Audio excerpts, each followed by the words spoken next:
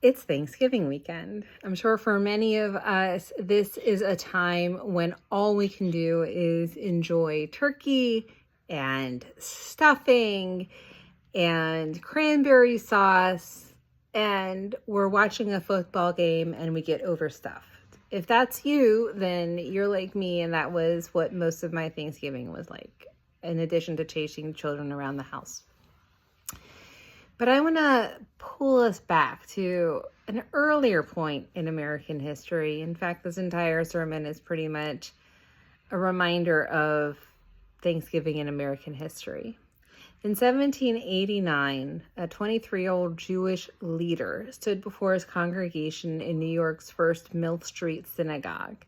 And the leader's name was Gershom Mendes Saxion.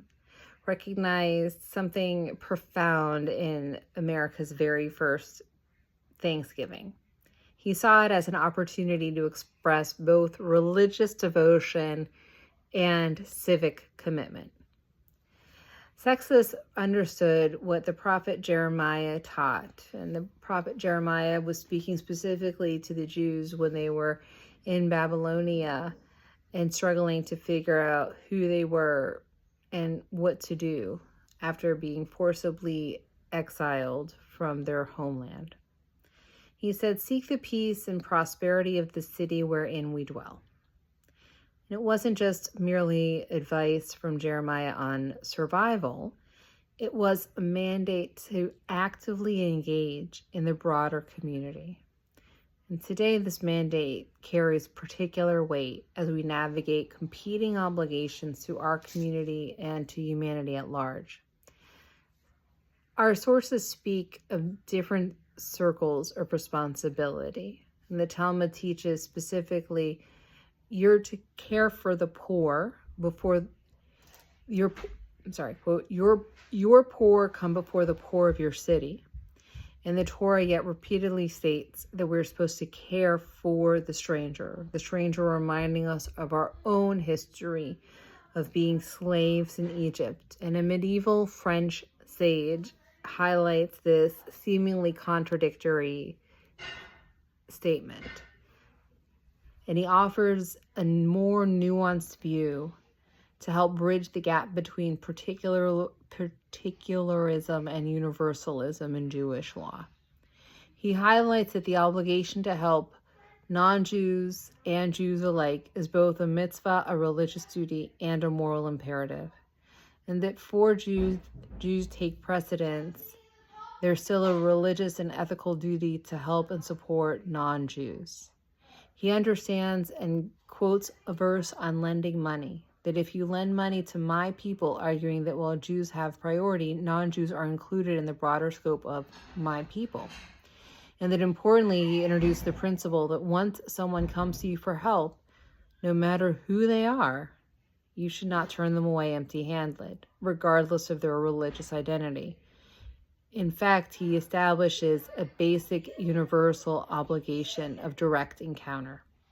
And this approach can perhaps help us navigate modern tensions between prioritizing our community while still maintaining universal responsibilities, suggesting we can prioritize without excluding, that direct encounters create a moral obligation regardless of the other person's identity, and that this teaching can in fact help us thinking and navigating forward.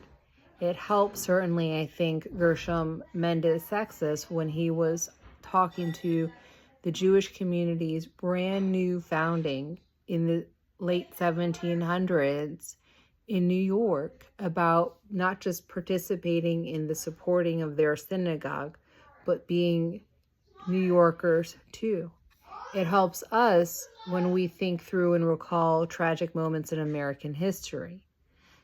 When I think back in the 1930s, when then Secretary of State Cordell Hull and President Franklin Delano Roosevelt maintained restrictive immigration policies, largely continuing a quota system established in 1924, identifying who was allowed in and who was not.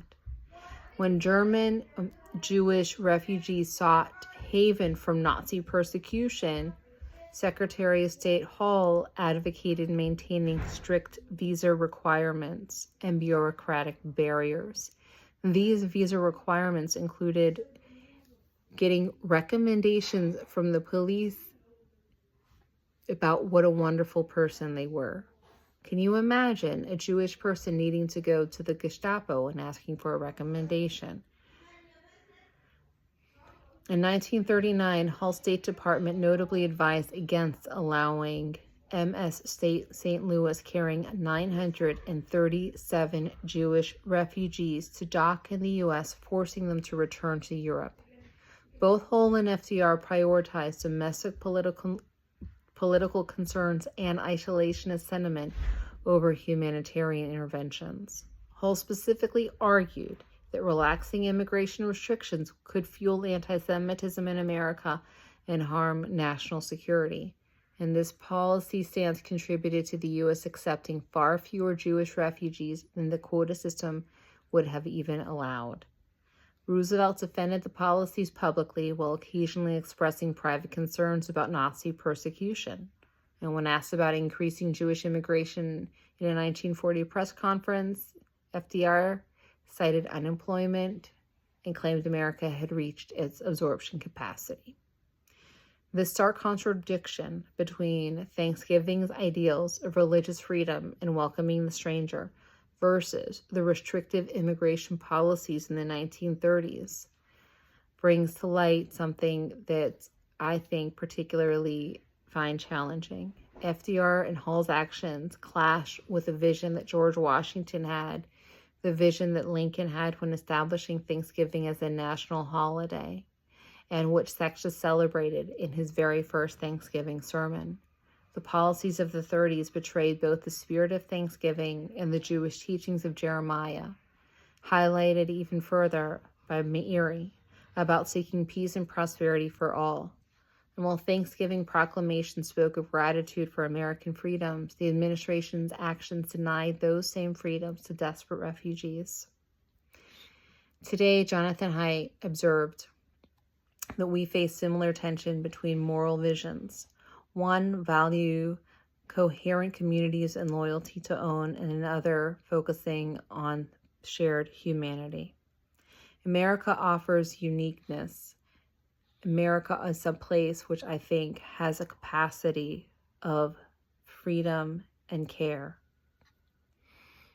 When thinking still about what happens at today's Congregation Shaare Israel in New York, the congregation that once was where the rabbi whose name I initially mentioned, that was initially called the First Mill Street Synagogue, where Rabbi Gershom Mendes Saxon gave the very first sermon from a rabbi on Thanksgiving. They have held faithful to their traditions of Thanksgiving morning prayers, of watching the parade go by their synagogue with hot chocolate and pastries.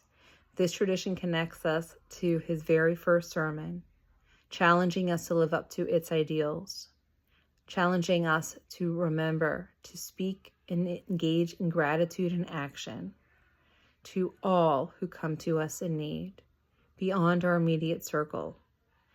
For in the end, embracing both the particular loyalty and universal responsibility isn't just a possibility, rather it's an essential American Jewish ideal. May we strengthen our communities while extending our circle of concern, recognizing that true Thanksgiving means working to ensure others can share in the blessings for which we give thanks.